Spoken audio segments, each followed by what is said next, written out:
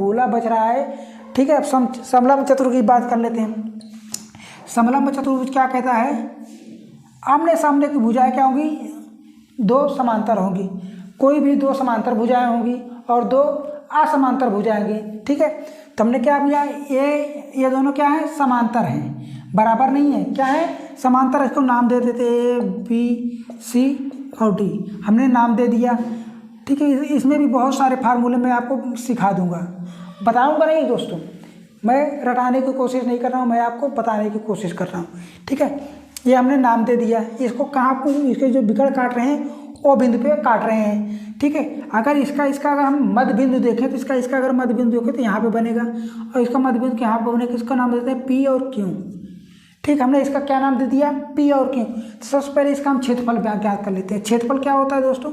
समलंब चतुर्भुज, समलंब चतुर्भुज का क्षेत्रफल क्या होता है? 1/2। क्या हो गया दोस्तों? 1/2। समांतर भुजाओं का योग, समांतर भुजाएं क्या होंगी? A B plus D C का ऊंचाई तो पता नहीं है, तो हम ऊंचाई को क्या लेते हैं? यहाँ से। ठीक, इसे एच इंटू एच, ये रहा। इसका क्षेत्रफल क्या बन गया? 1/2 समांतर भुजाओं का योग गुणे ऊंचाई। क्या हो गया? 1/2 समांतर भुजाओं का योग इंटू ऊंचाई, ये रहा इसका क्षेत्रफल।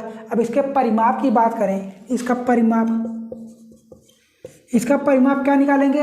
ए बी सी डी, तब क्या बन जाएगा? A plus B plus C plus D.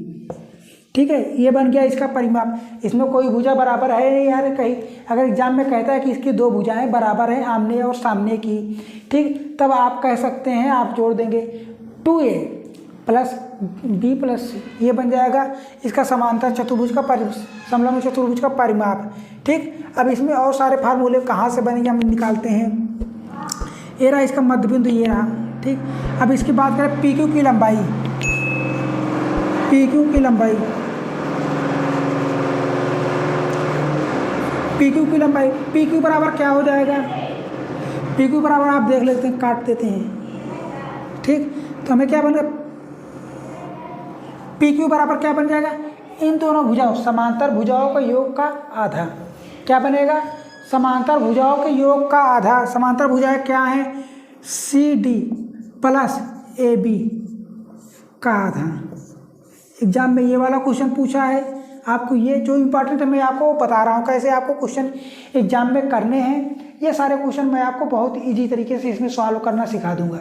ठीक है, आपको पहला वीडियो है जो क्षेत्रमिति से संबंधित जितने फार्मूले बनते हैं, मैं आपको सिर्फ वही फार्मूला सिखा रहा हूँ। क्या कर रहा हूँ? सिखा रहा हूँ, बस ये हो गया।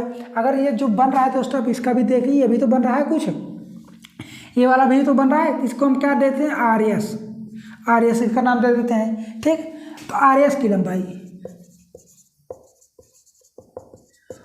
लंबाई बराबर क्या हो गया?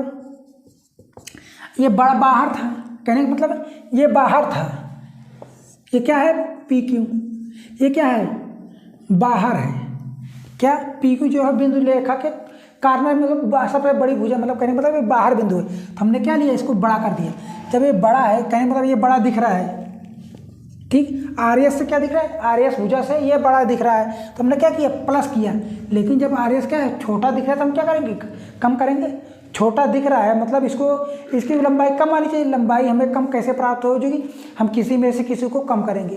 तो किसी में से किसी को कम कहाँ से करेंगे? तो हम यहाँ से कर देते हैं। ठीक, C D minus A B बटे 2। तो हमने ये माइनस इसलिए लगाया कि जो भुजा बड़ी होगी, क्या इनमें से जो भुजा बड़ी होगी उसमें से हम छोटी वाली घटा देंगे, तब हमारा ये मान प्राप्त हो जाएगा। ये हो गया।